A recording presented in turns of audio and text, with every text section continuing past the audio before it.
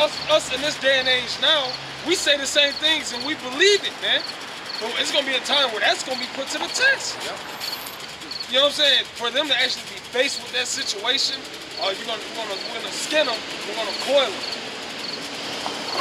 You seen it though. Like, goddamn, they're not gonna kill you, they're gonna torture you. You seen it happen though. Like they got skinned in front of their brother, got boiled in front of their brother. You know what I'm saying? Like, it ain't like they took them to a back room and you heard screaming.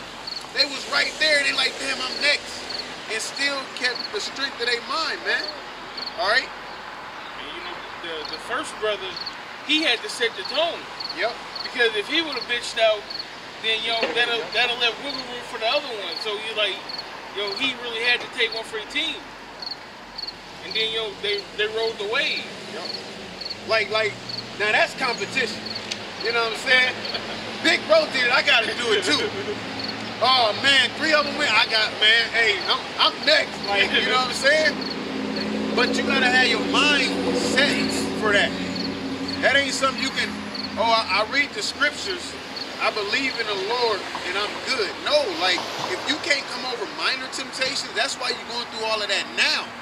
So when you get to that boss level and get tempted on that boss level, you can endure that boss level, man. But if you can't handle the minor stuff, if little things is pissing you off now, all right, then you ain't gonna be able to handle that level. But that's like we said earlier. They were raised like that. You know? Yeah, exactly. Because if they weren't raised like that, they wouldn't have had that integrity. Exactly. They wouldn't have had the morals. They wouldn't have had the ethics, the soul. Okay? They wouldn't have the gall to stand up in the places those have afflicted them. Yep. So 2 Corinthians chapter 4, verse 17. For our light affliction, which is but for a moment, worketh in us a far more exceeding and eternal weight of glory. It's just a moment. Let me get Hebrews 11 and 25. It's just a moment. All right, it's a light affliction, man. It's a light affliction, even though it seems hard, even though it seems rough, even though it seemed like, hey, matter of fact, you in Corinthians, right? Get 1 Corinthians 10:13 right here. It might be 13 and 10. 10 and 13, try that. I'll highlight it right, 13 and 10. 1 Corinthians 10:13. There have no temptation taken you but such as is common to man. But the Most High is faithful. He's faithful, but there's no temptation that's taken that's common to men. Meaning what? Shit that you go through, somebody else has went through, or they're gonna go through. Right? Go ahead. Said, but the Most High is faithful, who will not suffer you to be tempted above that you're able. He's not gonna put on more than you can handle, man. All right? He's not gonna do that. He know your limits. He's gonna make you, man. If y'all haven't seen the movie, it's a movie called The Accountant. It's a movie called The Accountant. He got Ben Affleck in it. Now Ben Affleck, when he was younger, well, even in growing up, he had a case of autism. But the case of autism, it actually accelerated his brain to where he was real good with numbers, real good with math, all right? To where he basically can focus on one thing and do it real good. So his father, first of all, his mom couldn't handle it. So his mom took off. You know what I'm saying? The mom left the dad with the 2 sons. And all right, so he had an older brother and he was the younger brother. So his dad put them through a series of events, basically to strengthen them. All right, and they was fighting a grown man. I'm telling you, grown man, hitting them. They got blood and bruises and all of that, to where they both was on the ground. And then the grown man was like, okay, look, they good. We'll do this another day. They dad just chilling, reading the newspaper. Keep going. You know what I'm saying? Keep going. You're like, hey, they gonna go through some stuff, and he gonna go mainly for the one with the autism, but the older brother, he needed to learn too, so he can protect his brother. Then it went to another scene, all right, because basically after that they got up and kept going. It went to another scene where they was in the car, and the dude with the autism, he had broken glasses, and there was a group of like four teenagers, man, bigger than both of them. All right. And then he basically told him, he was like, no, Dad, it's cool, you know what I'm saying? It was an accident. He's like, look, man, what you gonna do? Go ahead and pick right now. He basically said, are you gonna take off? Are we leaving, or are you gonna defend yourself? And you just see the car door open. He's like, you know what I'm saying? So he go over there with the four dudes, they already recognize him. After he go over a little bit, he go over there and still on one of them, they start jumping him. He told the older brother, get him. You know what I'm saying? Like when I seen that whole scene, I'm like, first of all, that's how I would want my kids. I wouldn't put them through things like that, but basically, that's the spirit I want them in. First of all, blood fight for blood. Brother fight for brother. Brother protect brother, blood protect blood, man. And it is true, guess what? We all blood. We all brothers. All right? What it say? Let brotherly love continue, man. When you look into that word continue, it ain't just like keep going. It's basically no matter what situation come to pass, let it remain. Okay? So that's what the Lord is doing now. He's strengthening our minds, man. But if you can't overcome the little patience you get tested with, the little temptation you get tested with, old women calling you used to mess with, you know what I'm saying? I done had, man, hey, I done heard some stuff from women, all right? But that's Satan. Satan knows your weakness, so that's what he's gonna hit you with. But if you strengthen your weakness, he gotta level up and try a different way, man. And it's not saying you're gonna be perfect in every way, because it's not gonna happen. Good luck with that if you're trying and actually breaking your mind trying to be perfect. It's not gonna happen. It's okay to try, but try knowing you're gonna fail and be content with failing, just knowing that you tried, man. Because there was only one perfect person who kept the law, man, perfect. And you're not better than him.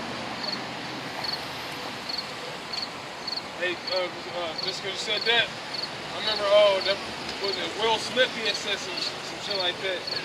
It was Will Smith or Denzel Washington. It was one of them high-ranking Jake actors. They said you got to take big L's early. You know, that's how they were breaking down their success as an actor to this day, because they took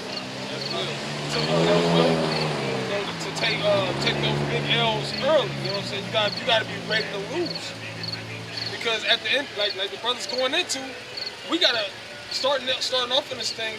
We're prepared to lose. Take what we thought is big L, so to speak, which is the world. Which when we're in the world, yes, it's a big L, but when it comes to serving the Lord, it's really about sacrifice. And that's the point I'm getting to. It's about sacrifice. It comes down to sacrificing your reputation. Because that's all that you have growing up, is how many people know you, what they know you for, all right? That's all you have. If everybody know you is the #1 local rapper, everybody buying your mixtapes, want to get a feature with you, and then they just see you out here on the corner reading the Bible. Like, yo, what's up with that new mixtape? I don't rap no more. Well, what you mean, man? You could have made it. So what? All right? So what? We know a brother who could have been on tour with a professional boxer, man. All right? Trust me. Things are tempting, but you gotta overcome that, man. Yeah, it was the whole brother in the NFL, man. All right?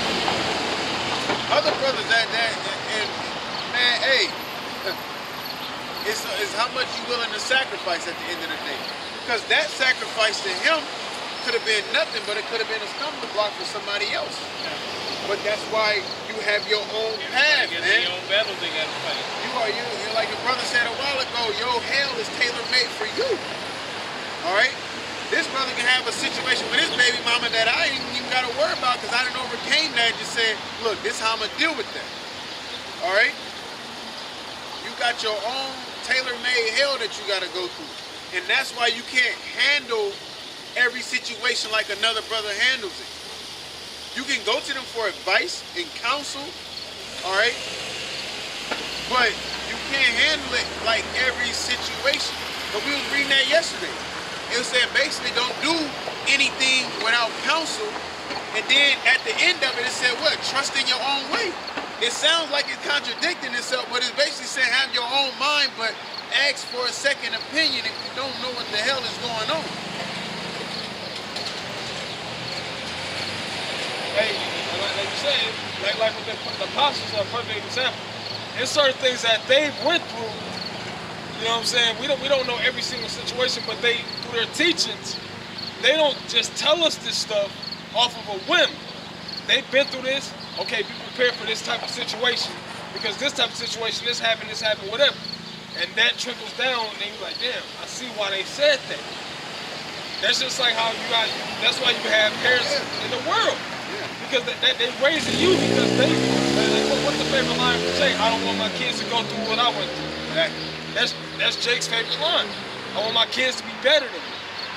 Why do you want them to be better than you? Because I made these mistakes, you don't make the same ones. That's what the apostles doing is true. We did this, or no, this has happened, or we came across this. So hey, you younger brothers or whatever, this, you know what I'm saying, this is the layout. This is what's up. This is what you may have to deal with. That goes to the Hebrew. We have parents of ours that chastise us, but we got their own benefit. Yeah, for their own pleasure. We got men of the Lord that's above us in the spirit. They're teaching us things biblically, logically, that's going to benefit us as far as being better men of the Lord. You know, because we're their children. And what we read earlier, you teach it to them.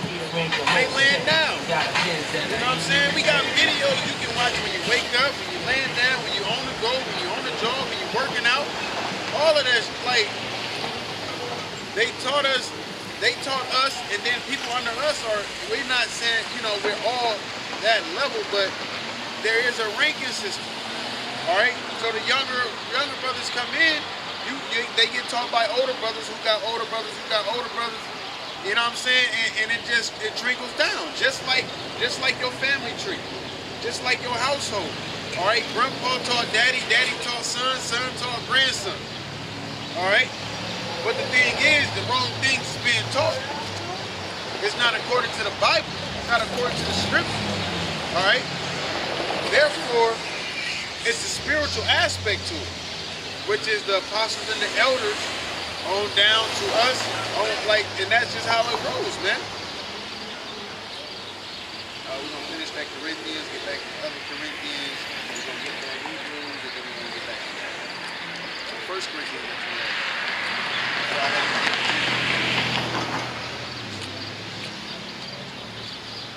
all right, go ahead and get to 10 and 13. This is 1 Corinthians chapter 10, verse 13.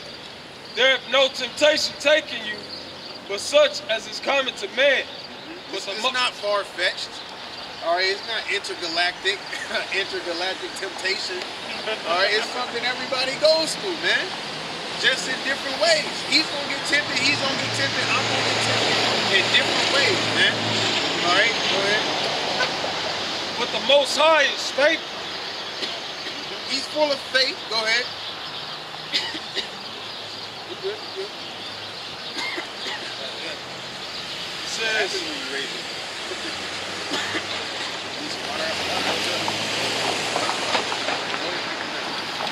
says, but the Most High is faithful, who will not suffer you to be tempted above that you are able. That's right, man. The Most High knows your level. He's not going to take you past your level so that you're forced to go off. Okay? It's up to you at a point to take hold of the reins and to man up, so to speak. But the Most High, like the brother said, your hell is tailor-made for you.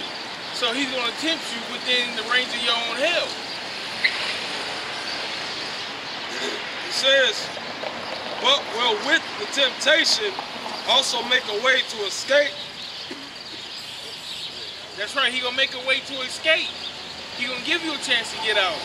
All right, he's not going to trap you up so that, you know, there's no way that, oh, no, now I got to sin. No, he's going to make that trap door, that catch-22, you know, whatever you want to call it. It's always going to be an escape route, a check down. But will with the temptation also make a way to escape, that ye may be able to bear it. That you'll be able to bear it. That you'll be able to come out on the other end and, whoo, you know, that you got the dub. Okay? Now you're gonna catch L's in this thing, that's what we just said. But you want to get more wins than losses. Okay? Like the brother said earlier, you can't get no C+ in this. Yeah, you're gonna lose battles, but it doesn't mean that the war is over, man.